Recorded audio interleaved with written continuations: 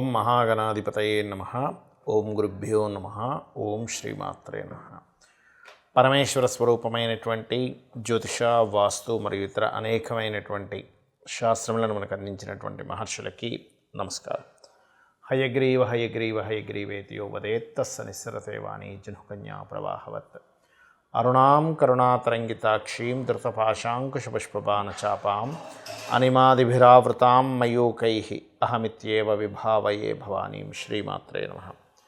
ప్రేక్షకులకి లలితాంబిక అమ్మవారి యొక్క అనుగ్రహం పరిపూర్ణంగా కలగాలన్న స్ఫూర్తి కోరుకుంటూ మనం ఈరోజు చెప్పుకోబోయే టాపిక్ ఏమిటంటే, ప్రపంచం మొత్తము కూడా ఇబ్బంది పడుతున్నటువంటిది అప్పు. అసలు ఏ లగ్నం వారికి ఉన్న లగ్నాన్ని బట్టి ఏ పదార్థాలు దానం ఇవ్వడము లేదా ఏ మంత్రం చేసుకోవడం వల్ల వాళ్ళకి అప్పుల బాధలు తొలగిపోవడము, ఫైనాన్షియల్ గ్రోత్ పెరగడం జరుగుతుంది అనేటువంటి విషయాలు ఇప్పుడు మనం ఒక్కొక్క లగ్నరీత్యా తెలుసుకుందాం. అయితే ఈ విషయాలు చెప్తుంది నేనైనప్పటికీ కూడా చెప్పిస్తుంది సాక్షాత్ లలిత అమ్మవారిగా భావిస్తూ, ఇక్కడ కొంతమందికి లగ్నం తెలుస్తుంది కానీ కొంతమందికి అసలు లగ్నము జాతకమే తెలియదు. మరి వాళ్ళు ఏం చేసుకోవాలి, ఏ గ్రహం ఉంటే అక్కడ అప్పుని పెంచేటువంటిది, దానికి ఏ దానం ఇవ్వాలనేటువంటిది వీడియో ఎండింగ్ వరకు చూస్తే మీకు క్లారిటీ వస్తుంది. సో వీడియో ఎండింగ్ వరకు చూడండి. మేషలగ్నం వారికి కనుక చూసుకున్నట్లయితే లగ్నాధిపతి కుజుడవుతాడు. మీ అప్పులకి కారక స్థానం ఏదవుతుందంటే మీ లగ్నం నుంచి 6వ స్థానం. ఎప్పుడైనా గుర్తుపెట్టుకోండి. అంటే మేషలగ్నంలో జన్మించారు మీరు, ఉదాహరణకి ఈ లగ్నంలో జన్మించారు. లగ్నం అంటే ఏమిటి, మనకి రాశి ఎలా ఉంటుందో, చంద్రరాశి ఎలా ఉంటుందో లగ్నం అనేటువంటిది కూడా లాన్ ఇలా ఉంటుంది, లగ్నము అని గుర్తుపెట్టుకోండి. ఈ లగ్నంలో మీరు ఒకవేళ జన్మించారు అనుకోండి, అప్పుడు మీకు ఇక్కడ నుంచి 6వ స్థానం అంటే 1, 2, 3, 4, 5, 6 ఇది రుణస్థానము. రుణ రోగ శత్రుస్థానం అంటారు దాన్ని. అదే మీకు పూర్వజన్మ కర్మస్థానం. అందుకే మనం రుణాలు, రోగాలు, శత్రుత్వాలతోనే ఎక్కువ ఇబ్బంది పడుతూ ఉంటాం. ఇవి లేకపోతే చాలా హ్యాపీ. అయితే ఇక్కడ ఈ అధిపతి అంటే మీ లగ్నం నుంచి, అంటే మేష లగ్నం నుంచి 6th లార్డ్ బుధుడు ఎక్కడున్నాడో తెలుసుకోండి. బుధుడు ఏదైనా గ్రహాలతో కలిసి ఉన్నాడు, దానికి సంబంధించిన దానం ఇవ్వండి. అది ఏ గ్రహం అయితే ఏ దానం ఇవ్వాలో నేను మీకు వీడియో ఎండింగ్లో చెప్తాను, గుర్తుపెట్టుకోండి. అయితే లేదా ఈ రాసుల్లో ఏదైనా గ్రహం ఉంది అంటే ఇక్కడ నుంచి మేషం నుంచి 1, 2, 3, 4, 5, 6 ఈ రాసుల్లో ఏదైనా ప్లానెట్ ఉంది, ఆ ప్లానెట్కి సంబంధించింది దానం ఇవ్వండి. ఇప్పుడు దానివల్ల ఏమవుతుందంటే రుణస్థానం కదా, 6వ స్థానం రుణస్థానం కాబట్టి అది. అయితే సహజంగా మేషలగ్నంలో పుట్టాము అనుకున్నప్పుడు పెసలు మాత్రం ఖచ్చితంగా ఇవ్వాలి. ఎందుకు, అధిపతి ఆయన మెయిన్ రూలింగ్ ఎవరు అనేది వస్తుంది. దాని తర్వాత అక్కడ ఉండేటువంటి ప్లానెట్స్ కూడా దాని ప్రభావం ఎక్కువ చేస్తూ ఉంటాయి. మరి లగ్నం తెలిసినా తెలియకపోయినా ఏం చేసుకోవాలి కూడా నేను మీకు ఎండింగ్లో చెప్తాను మీకు. అయితే ఇక్కడ మరి ఇది కేవలం దానం ఇస్తే మాత్రమే సరిపోతుందా అంటే దీనికి సంబంధించిన మంత్రము, పంచమాధిపతి ఎవరయ్యారు, పంచమంలో ఉండే గ్రహం ఏమిటి. ఇప్పుడు పంచమాధిపతి సహజంగా రవి, అంటే సూర్య అనుగ్రహం కనుక మీరు పొందినట్లయితే రుణ బాధలు ఖచ్చితంగా తగ్గుతాయి, అందులో ఎటువంటి సందేహం లేదు. సూర్యానుగ్రహం కలగాలి. ఫస్ట్ సూర్యానుగ్రహం కలగాలంటే ఏం చేయాలి, సూర్య నమస్కారాలు చేసుకోవడము, లేదా ఆదివారాలు ప్రత్యేకంగా శ్రీతైల మధుమాంసాన్ని త్వజతే అంటూ ఉంటారు. అంటే ఆదివారాలు మీరు మాంసం తినడము, మధువు తాగడము, స్త్రీని కలవడము, తలకు నూనె రాసుకోవడం చేయకూడదు. సూర్య ఉపాసన చేయాలి సూర్య అనుగ్రహం కలగాలంటే. సూర్య అనుగ్రహం కనుక మేషలగ్నం వాళ్ళకి కలిగితే అప్పుల బాధలు అనేవి తగ్గుతాయి. బికాజ్ ఆఫ్ ఈ భావానికి నెగేటింగ్ హౌస్ అంటే ఆ భావాన్ని, ఆ యొక్క ఎనర్జీని తగ్గించేది అంటే రుణరోగ శత్రుస్థానం, అప్పులు తగ్గించేటువంటి స్థానం రవికి వచ్చింది. సో ఎంత సూర్య అనుగ్రహం మీరు పొందారు, సూర్య ఉపాసన ఎంత చేస్తున్నారు మేషలగ్నం వారు, ఖచ్చితంగా వాళ్ళకంతా ఇబ్బంది తగ్గుతుంది. ఇది అప్పులకు సంబంధించినవి. అదేవిధంగా ఆరోగ్యం కూడా పెరుగుతుంది. ఇది ఓన్లీ అప్పులకే కాదు, ఆరోగ్యం పెరగడానికి కూడా తోడ్పడుతుంది. అయితే ఇక్కడ ఇది సూర్యుడు అధిపతి, కానీ దీనికి సంబంధించినటువంటి ఇక్కడ ఏదైనా గ్రహం ఉంటే ఆ గ్రహానికి సంబంధించిన అధిదేవత ఎవరు, అధిష్టాన దేవతలు అనేది కూడా ఎవరో, ఒక్కొక్క గ్రహానికి ఎవరు అధిష్టాన దేవతలు, అధిదేవతలు ఎవరో కూడా మీకు ఎండింగ్లో చెప్తాను. అది కనుక చేసుకున్నట్లయితే మీకు అప్పుల బాధలు కూడా పూర్తిగా తగ్గడం జరుగుతుంది. మరియు ఎప్పుడైనా పంచమం కనుక యాక్టివ్ అయితే ఆటోమేటిక్గా ధనం కూడా వస్తుంది వ్యక్తికి. అంటే తెలివితేటలు ఏది ప్లానింగ్ చేసుకుంటాడు క్లియర్గా. సో అది చేసుకోండి, ఖచ్చితంగా మీకు రుణ బాధలు అనేటువంటివి తగ్గుతాయి. మీకు లగ్నం తెలియదు, నక్షత్రం తెలియదు, ఏమీ తెలియదు, అప్పుడు ఏం చేయాలి, ఒకటే గుర్తుపెట్టుకోండి. ఏమీ తెలియదు కానీ అప్పుల బాధలు తగ్గాలి అంటే ఓం అపర్ణాయై నమః అనే మంత్రం చేసుకోండి. ఫైనాన్షియల్ గ్రోత్ పెరగాలి అంటే ఓం సంపత్కరీ సమారూఢ సింధుర వ్రజ సేవితాయే నమః అని చెప్పి చేసుకోండి. అలాగే మీకు ఒక గ్రహానికి ఒక దానం ఉంటుంది, దానికి అధిష్టాన దేవత ఉంటుందని చెప్పాను. అంటే ఏమిటి? ఉదాహరణకి మేషలగ్నం అనుకుంటే కనుక, మేషలగ్నం కావచ్చు, ఏ లగ్నమైనా కావచ్చు మీరు పుట్టింది, 6వ స్థానంలో ఉండే అధిపతి మరియు ఆ 6వ స్థానంలో ఉండే గ్రహాలు ఏవైతే ఉన్నాయో దానికి సంబంధించి దానం ఇవ్వాలని చెప్పాను. అవి ఏమిటో చెప్తాను ఫస్ట్ మీకు. రవి గనక ఉన్నాడు 6వ స్థానంలో, అప్పుడు గోధుమలు దానంగా ఇవ్వండి ఆదివారం నాడు. ఏ పదార్థమైనా సరే మీరు కేజీంబావు ఇవ్వాలి, ప్లస్ గోధుమలతో రెడ్ కలర్ క్లాత్ ఆదివారం నాడు ఇవ్వండి. ఏ పదార్థమైనా కేజీంబావు గుర్తుపెట్టుకోండి.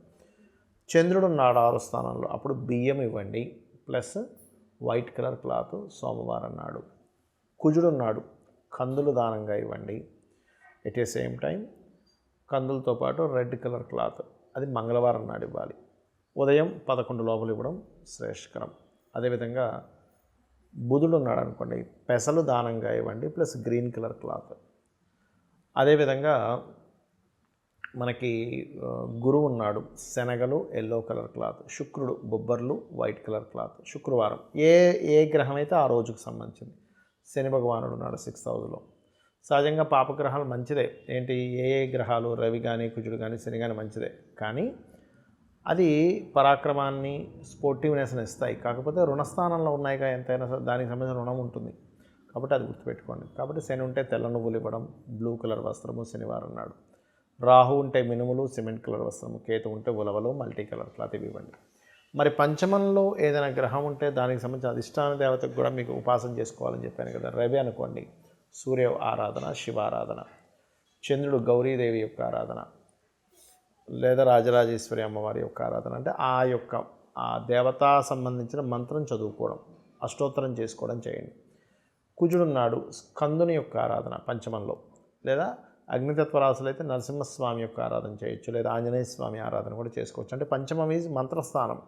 మీకు ఆ మంత్రస్థానం, ఆ దేవతా ఆరాధన చేయడం వల్ల మీకు తొందరగా రుణరోగ శత్రువు నుంచి విముక్తి కలుగుతుంది. అలాగే ఉదాహరణకి బుధగ్రహం ఉందనుకోండి పంచమంలో, అంటే లగ్నం నుంచి పంచమం.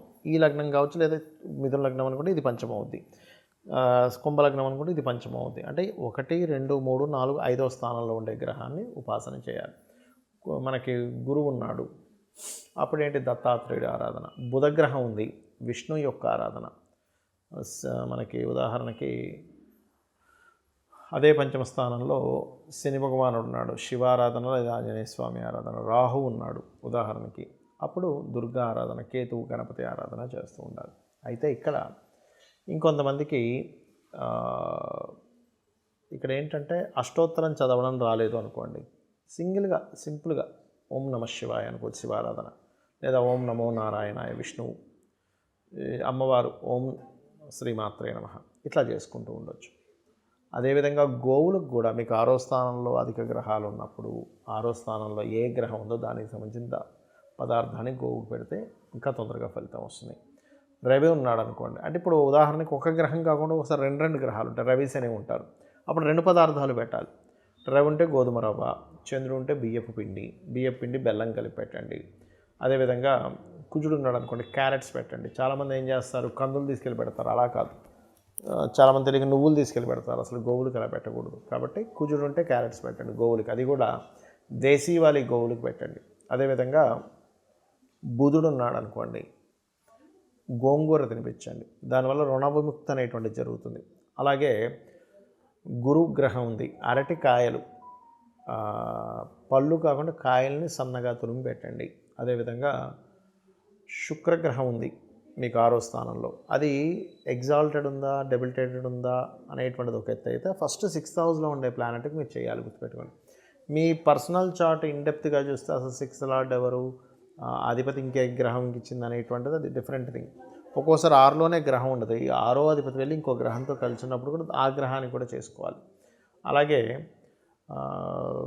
శుక్రుడు ఉంటే మీరు ఏదైనా తీపి పదార్థాలు గోవుకు తినిపించవచ్చు. చపాతీకి ఒక 3 చపాతీలు తీసుకుని దాని మీద తేనె రాసి తినిపిస్తే కూడా మీకు ఫైనాన్షియల్ గ్రోత్స్ పెరుగుతూ ఉంటాయి. శని భగవానుడు ఉన్నాడు 6లో, బెల్లము తినిపించండి గోవుకి. రాహు ఉన్నాడు, అదే బెల్లాన్ని 4 ఉండలుగా చేసి తినిపించవచ్చు. కేతు ఉన్నాడు, మీకు ఉలవలు ఎలా అయితే మనం దానం ఇస్తాం అదేవిధంగా గ్రాసము గోవుకు తినిపించవచ్చు. అయితే ఇక్కడ ఒక విషయం ఏంటంటే ప్రతిసారి 6వ స్థానంలోనే గ్రహం ఉండాలని రూల్ లేదు. ఈ 6వ అధిపతి వెళ్ళి ఏ గ్రహాలతో కలిసిందో కూడా చూసుకోండి. అంటే ఉదాహరణకి మిథున లగ్నం తీసుకోండి. మిథున లగ్నానికి 6th లార్డ్ శుక్రుడు. ఈ శుక్రుడు వెళ్ళి ఎవరితో కలిశాడు? గురువుతో కలిశాడా, శనితో కలిశాడా, రవితో కలిశాడా, అస్తంగత్వ దోషంలో ఉన్నాడు, అవి చూసుకొని ఆ గ్రహానికి శుక్రుడికి ప్లస్ కలిసిన గ్రహానికి కూడా దానం ఇవ్వండి. దీంతోపాటు ప్రతిసారి 6వ అధిపతే రూల్ చేయాలని రూల్ లేదు. 6వ అధిపతి ఇంకో గ్రహానికి ఇస్తుంది. అది మీ పర్సనల్ చార్ట్ బట్టే ఉంటుంది. ఆ గ్రహం ఎవరయ్యో దానికి సంబంధించిన దానం ఇస్తే కూడా 6వ అధిపతి ఎక్కడెక్కడ రాసుల్లో ఉన్నాడు, ఏ గ్రహాలతో కలిసినాడు, అందులో ఏది స్ట్రెంగ్త్ఫుల్గా ఉంది, ఏది వీక్గా ఉంది అనేటువంటి దాన్ని తీసుకొని దాన్ని ప్రిడిక్ట్ చేయాలి. ఈ రకంగా మీరు కనుక చేసుకున్నారంటే ఖచ్చితంగా మీరు రుణ విముక్తి కలుగుతుంది. బికాజ్ ఆఫ్ మన పూర్వజన్మ కర్మ అంతా కూడా 6వ స్థానంలో ఉంటుంది. ఈ 6వ స్థానం ఎప్పుడైతే మీరు క్లియర్ చేసుకోగలుగుతారో రుణ విముక్తి, రోగ విముక్తి, శత్రు విముక్తి కూడా జరుగుతుంది. శ్రీమాత్రే నమః.